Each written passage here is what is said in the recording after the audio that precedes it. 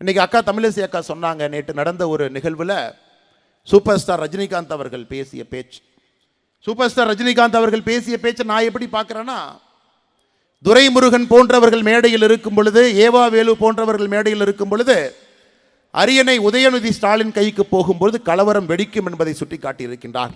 அதுதான் super star Rajinikanth அவருடைய பாணியில் அது அப்படியே நல்லா பூசி மெழுகி அது மேலே சுகர்லாம் கோட்டு பண்ணி யாருக்கு எந்த பிரச்சனையும் வரக்கூடாது என்பதற்காக அந்த பண்ணை முதலமைச்சருடைய வாயிலை திணித்து விட்டு போயிருக்கின்றார்.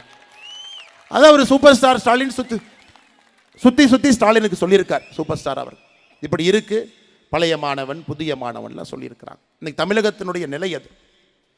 எப்பொழுது துணை முதலமைச்சராக உதயநிதி வருவார்கள் என்று அமைச்சர்கள் எல்லாம் காத்து கொண்டிருக்கின்றார். ஏன்னா வந்துட்டாங்கன்னா அவர்களுடைய குழந்தைகளை லைஃப் அவங்க சேஃப்டி பண்ணிடலாம்.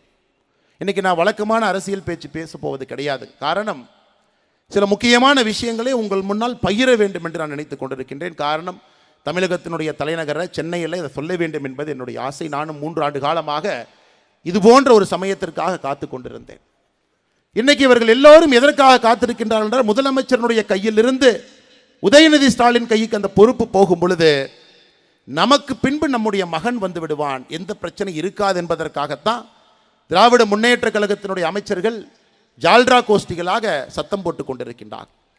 எப்படி ஒரு கிணத்து தவளை கத்தும் பொழுது சுற்றி இருக்கக்கூடிய கிணத்து தவளைகள் கத்துமோ அதுபோல எல்லாரும் மாற்றி அவர்கள் எப்படி அரசியலுக்கு வந்தாங்க. தன்மான அரசியல் 1970 பேசின தலைவர்கள் இன்னைக்கு உதயநிதி ஸ்டாலின் துணை முதலமைச்சராக வருவது தவறு கிடையாது என்று பேசிக் கொண்டிருக்கின்றார். இங்கேதான் தமிழ் சமுதாயம் சென்று கொண்டிருக்கிறது. எங்கே போயிட்டு இருக்குன்னா, இங்கே போயிட்டு இருக்குது. ஒரு குடும்பத்தினுடைய கையை தாண்டி 3வது தலைமுறையாக ஒரு குடும்பத்தினுடைய கையிலே ஆட்சி அதிகாரம் இருக்க வேண்டும். அது உதயநிதி ஸ்டாலின் கையில் இருக்க வேண்டும் என்று ஒரு பக்கம்.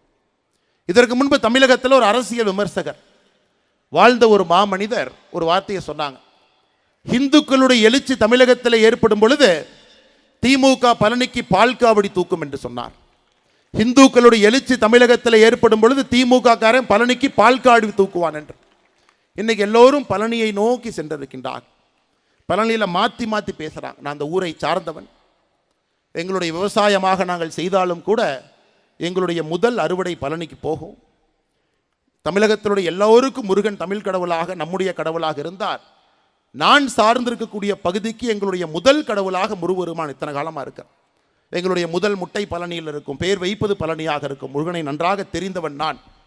என்னுடைய பெயரும் கூட முதல்ல சிவசெந்தில் குமார் என்று தான் இருந்தது.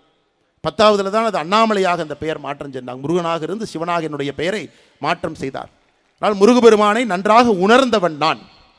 ஆண்டிக்கோலத்தில் இருக்கக்கூடிய முருகன் அது அசாதாரணமான ஒரு கடவுள், சாதாரணமான ஒரு கடவுள் கிடையாது. ஆண்டிக்கோலத்தில் இருக்கக்கூடிய முருகன் ஞானத்தினுடைய உச்சத்தினுடைய ஒரு தன்மை அது.